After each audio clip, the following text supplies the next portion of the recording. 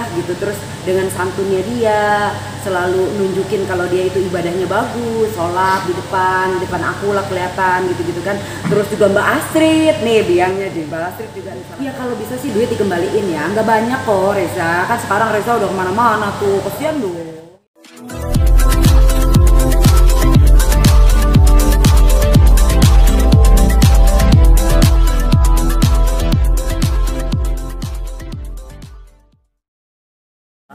Oke, Mbak Rita, pertama kali kenal dengan RH ini kapan sih Mbak? Kalau boleh tahu, ceritakan boleh.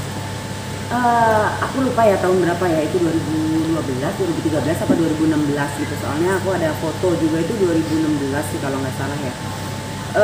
Apa namanya tuh, kenalnya dari Mbak Astrid. Dia datang ke lokasi syuting, terus dikenalin, kata Mbak Astrid, dia lagunya bagus-bagus, suka beli lagu dong, ditawarin, ya udah gue beli lagunya dia. Terus dia menjanjikan akan dibantuin sampai promosi segala macam, tapi yang bikin kecewa dia nggak lanjutin gitu aja, sampai rekaman doang gitu. Oke, Mbak Rita, kalau boleh tahu seperti apa sih awal sosok RH pertama kali Mbak Rita bertemu? Sebenarnya ya Reza itu orangnya baik, dia orangnya baik sebenarnya, lembut, apa ya, bikin baper. Maksud bikin baper apa itu? Ya gimana ya, Mbak Astrid juga sih masalahnya yang ngojok-ngojokin. Ya sempet lah ada baper-baperan di situ gitu loh, sempet ada baper-baperan akhirnya gitu. Ini setelah kita bicara masalah lagu ya, kan kita perjalanan lama nih, panjang nih, aku mengenal dia tuh panjang berbulan-bulan gitu kan, dan hampir sering banget aku diajakin, Mbak Astrid telepon kita mau ajak dia pengajian apa segala macam gitu. Neng gitu, ini diajak sama Mas Reza mau pengajian apa segala, aku dateng gitu loh, sering pergi bareng gitu kan beberapa kali. Terus jadi timbullah apa ya namanya, kedekatan gitu kan. Ya mungkin memang sosoknya dia apa ya, melankolis, lembut. Jadi cewek begitu dideketin sama dia, maksudnya deket sama dia, apalagi kan dia juga, aku bukan anak kecil ya, aku udah dewasa juga. Dia bilang, Neng, Mas manggil kamu Neng ya, yang kayak gitu-gitu loh. Ya kan, jadi makin tambah baper gitu. Ya mungkin dari begitu akhirnya kan jadi gampang untuk gimana ya, aku nggak ngerti deh ngomongnya. Oh, jadi saat itu awal jadi lagu jadi gampang apa gimana saat itu jalannya? Ya aku sih berharap lagu dibantuin sampai selesai sesuai dengan janji dia gitu kan, karena memang aku suka banget nyanyi dong. Aku ada tiga single sama ini kan gitu. Aku berharap ini karena lagu dia bagus loh. Reza itu bikin lagu bagus, dia pinter, tapi sayangnya kurang bertanggung jawab itu. Aku nggak tahu, mungkin dia anggot-anggotan atau apa, tapi kan merugikan orang akhirnya gitu. Sayang banget sebenarnya. Aku sih berharap dengan begini kita nggak bisa nyetop ya rezeki orang. Aku juga nggak pengen gitu loh matiin rezeki orang. Justru dengan begini mudah-mudahan Allah angkat lagi derajat dia. Tapi satu syaratnya, dengan peristiwa ini kedepannya dia lebih baik lagi gitu. Jangan hanya dia menjanjikan sesuatu tapi tidak diselesaikan sesuai dengan janjinya. Karena kita kan komit awal itu kan, misalnya nih harga lagu 50 juta akan diselesaikan sampai promo segala macam. Ya udah, duitnya udah lo terima 50 juta. Yuk, tugas lo untuk menyelesaikan sesuai janji lo. Gue udah bayar sesuai janji gue kan gitu ibaratnya. Saat itu berarti Mbak Rita bayar sejumlah 50 juta? 50 juta untuk lagu. Perjanjiannya apa kalau boleh tahu, awalnya sampai tadi begitu lagi, janjian awalnya kayak gimana? Yang buat lagu? Iya. Yang buat lagu sih ya sampai pokoknya Mas bantu sampai promosi, bantuin semua selesai. Sementara aku kan bukan orang musik, aku pemain sinetron notabene ya kan. Lagu dia bagus, sering diputar di mobil sebelum ini ya, karena kan udah jadi master. Cuman dia nggak lanjutin, gimana ini harus promonya, gimana ini bikin video klipnya, gimana, aku ditinggalin gitu aja. Saat itu udah komplain ke RH ini? Udah Mas, sampai aku juga lupa karena mungkin aku sebenarnya udah ikhlasin loh. Aku sebenarnya udah nggak mau ribut lah, udah males gitu. Apalagi sekarang kan posisi aku juga udah berhijab gitu, ngapain sih ribut-ribut. Cuman yang kemarin si Kiki ada ribut itu kan masalah si Reza menjual kesedihan, dia cerita dari 2012 sampai ini dia menderita, ternyata enggak, yang kita tahu dan aku saksi juga gitu, aku salah satu juga gitu yang aku ngasih duit juga ke dia, dan ada beberapa temen yang aku kenal juga ngasih duit juga puluhan juta juga ke dia, bahkan mungkin ratusan ya, gitu loh Mas, jadi dia nggak menderita gitu. Kenapa tahu nggak menderita? Ya karena dia dapat kerjaan, sebenarnya dia masih bikin lagu hanya ditinggalin, tidak diselesaikan, semuanya begitu. Teman-teman saya juga begitu. Saat itu Mbak Rita ada hitam putihnya nggak? Itu dia, nggak ada. Balik lagi karena kita kepercayaan ya. Aku kenal dengan Mbak Astrid, aku juga udah lama kenal Mbak Astrid. Mbak Astrid tuh udah kayak kakak aku, gitu loh. Jadi ya Mbak Astrid yang mengenalkan, ya udah, aku sih percaya aja. Oke, Mbak Rita, maaf sebelumnya. Apakah Mbak Rita percaya dengan RH ini karena ada iming-iming janji yang romantis atau baper atau ada hubungan spesial? Kalau baper mah itu kemudiannya, bukan awal-awal. Kalau awal biasa profesional aja. Awal-awal profesional, dia datang ke lokasi syuting, ngobrol-ngobrol, akhirnya aku diundang ke tempatnya Mbak Astrid, ketemu dia juga, bicarain masalah lagu. Aku lihat lagunya, aku dengerin, aku suka, bayar, itu profesional gitu. Nah, setelah perjalanan itu kan akhirnya Mbak Astrid sering manggil aku ke tempatnya dia, ketemu Reza untuk ngurusin lagu ya kan, untuk ngapalin lagu ini. Nah dari situ kan akhirnya dekat, sering ketemu, terus ya kayak gitu deh. Dia baperin cewek lah, gimana sih Mas? Dengan tampangnya dia juga yang gak jelek dong, maksudnya ya lumayan lah, walaupun memang bukan selera gue ya. Jujur, awalnya bukan selera gue yang tinggi, gitu kan. Terus tapi memang cakep dia, cuman maksudnya dari badan aku sama badan dia kan nggak proporsional lah gitu. Dia ini gitu, walaupun memang tinggian dia dikit lah daripada aku, cuman intinya di sini memang aku jadi kebaperan sama dia gitu. Cuman bukan baper yang kayak gimana ya, memang karena dianya juga kayak apa ya, mendekati dengan lemah lembut, Mas panggil kamu Neng ya gitu. Terus dengan santunnya dia selalu nunjukin kalau dia itu ibadahnya bagus, sholat di depan aku lah kelihatan gitu kan. Terus juga Mbak Astrid nih, biangnya deh, Mbak Astrid juga nih salah satunya nih, dia tuh selalu bilang, Neng Reza tuh lagi mau cari istri Neng, dia tuh baik loh, dia tuh agamanya bagus, gini gimana coba, kiri kanan semuanya sama, yang cowoknya juga begitu, yang Mbak Astrid juga begitu, gimana aku. Iya kan gitu, wajar lah, gue kan cewek normal say.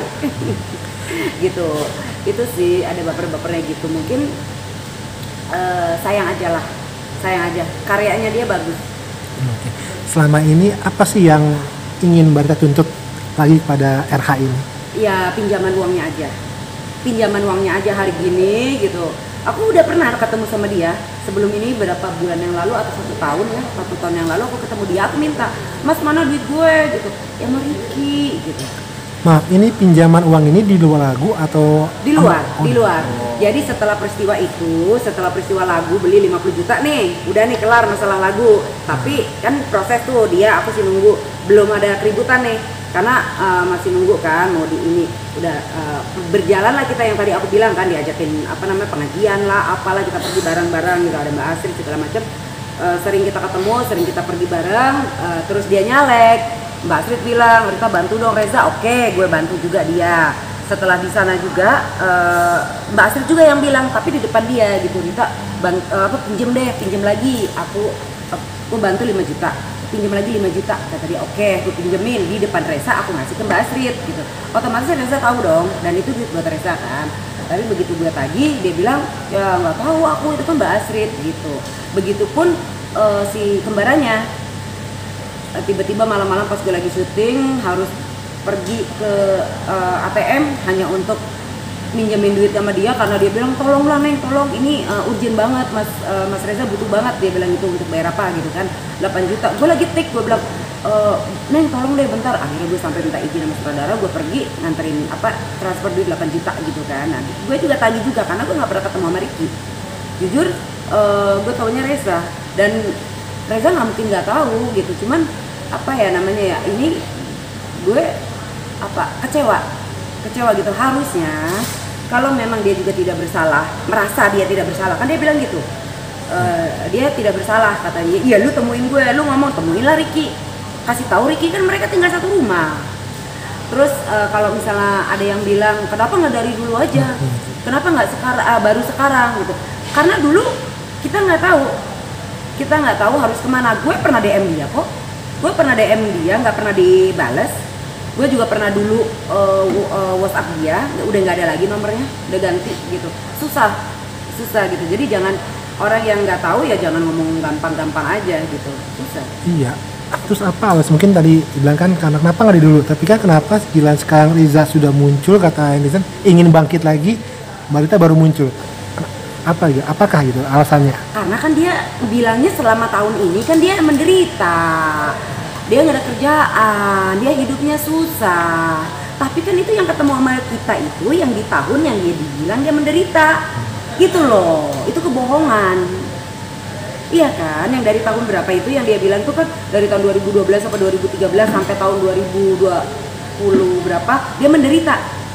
Enggak, temen aku berapa ratus juta ada. Ada lagi satu lagi berapa ratus juta ada. Termasuk aku ya kurang lebih ya 100 juta ada kali sama kita makan-makan apa segala macem gitu loh Mas. Jadi dia tidak menderita gitu loh. Biasa aja dia. Cuman ya itu makanya maksudnya gini, harusnya ini qadarullah sih ya, semua ini harus terjadi gitu ya, mau nggak mau Reza juga harus menerima pertanggungjawaban dari apa yang sudah dia buat gitu. Aku sih nggak bilang dia nipu atau apa, aku cuman kecewa karena janjinya dia tidak terrealisasi gitu, pertanggungjawaban dia aja gitu.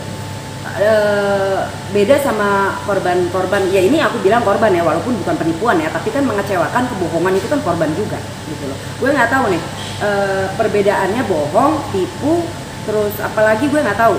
Tapi yang jelas di sini dia sudah membohongi kita lah gitu loh, dengan janjinya dia yang manis banget awalnya untuk lagu nih, gue bilang untuk lagu bukan untuk yang lain ya, untuk lagu. Udah pokoknya Mas bantuin deh sampai selesai, sampai promosi. Kita senang dong karena kita memang nggak ngerti gitu kan, tiba-tiba ditinggalin kan kesel.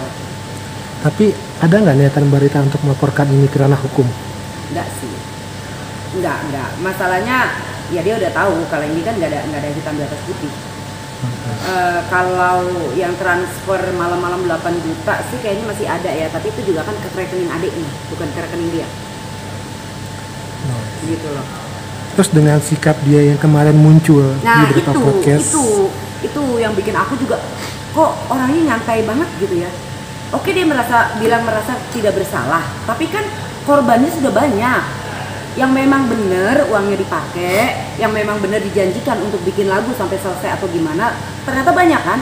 Temen aku aja berapa orang? 2 orang gitu. Temen aku 2 orang sampai marah-marah juga nih. Terus yang satu lagi, kakak ini kok kakak diem aja sih. Gue jujur gue nggak mau speak up. Kapan Mas lihat setiap ada orang viral terus ada aku ikut komen? Nggak pernah kan? Aku nggak pernah mengurusin urusan orang Mas.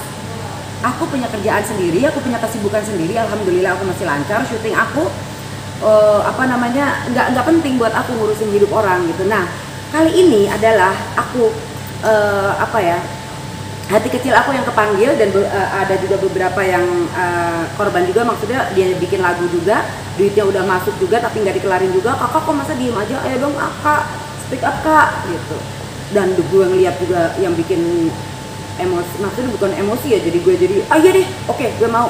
Gue pertama kali diajak sama Mbak Asrik nggak mau. Rita, itu Reza, ini kamu kan, ini kanu gitu.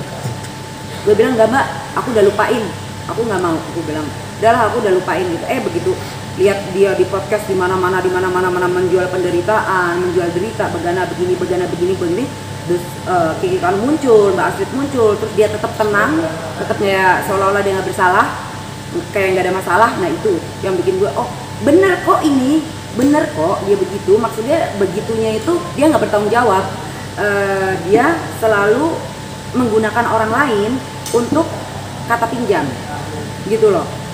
Aku sendiri nggak langsung dari dia, memang Mbak Astrid di depan dia itu pun dia ngakunya enggak, itu udah di depan dia loh Mbak Astrid minjem duit sama aku kasih duit di depan dia, dan untuk dia, dan itu di lokasi dapilnya dia gitu, udah jelas banget di situ. Tapi tetap aja dia bilang itu Mbak Astrid gitu. Nah sekarang gue tanya masalah Ricky apalagi, iya kan, karena yang novel Ricky gitu loh. Jadi capek gitu. Nah orang kayak gini mungkin pelajaran buat dia sebenarnya bagus, dia punya potensi, sayang banget potensi dia kalau tidak dipakai dengan benar gitu loh.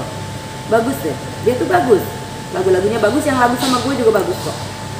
Kak, tapi kakak pengennya duit kakak yang itu kembali atau cuma Iya dong. maaf doang atau dan lain sebagainya? Iya kalau bisa sih duit dikembaliin ya, nggak banyak kok Reza, kan sekarang Reza udah kemana-mana tuh, kesian dong ya kan, lumayan lah hari gini ya nggak? Lumayan loh hari gini kan gitu ya. Kalau misalnya Reza merasa tidak bersalah ya tolonglah ke Ricky, atau enggak Reza bertanggung jawab atas Ricky atau gimana. Tapi Reza juga punya tanggung jawab yang uang buat dapil itu loh. Aku udah banyak bantu Reza, sekarang giliran Reza bantu aku, itu aja. Berarti ngerasa kalau Reza itu udah mampu banget ya? Dari dulu juga sebenarnya dia nggak pernah kere sih. Aku lihat nih mobilnya masih Mercy kok ketemu sama aku tahun segitu. Makanya gue bingung dia kere di mana. Nggak tahu ya, nggak ngerti gue, bodoh. Makanya kadang-kadang apa ya, aduh astagfirullahaladzim, maaf, bukan aku maksudnya mau bongkar aib orang ya, tapi aku kesel aja karena dia tidak ada rasa penyesalan gitu loh. Sementara yang lain aku juga lihat di YouTube juga sampai ada yang rumahnya pindah apa, nggak bisa ngekos atau apa-apa. Tolonglah punya empati sedikit, tolong punya empati, punya rasa peduli sedikit gitu. Kasihan kalau kita juga merasa harus kasihan sama Reza juga harus kasihan sama orang-orang yang udah pernah udah pernah ngeluarin duit buat Reza untuk urusan kerjaan atau apapun. Oke. Jangan lupa ya di subscribe dan nyalakan lonceng notifikasinya.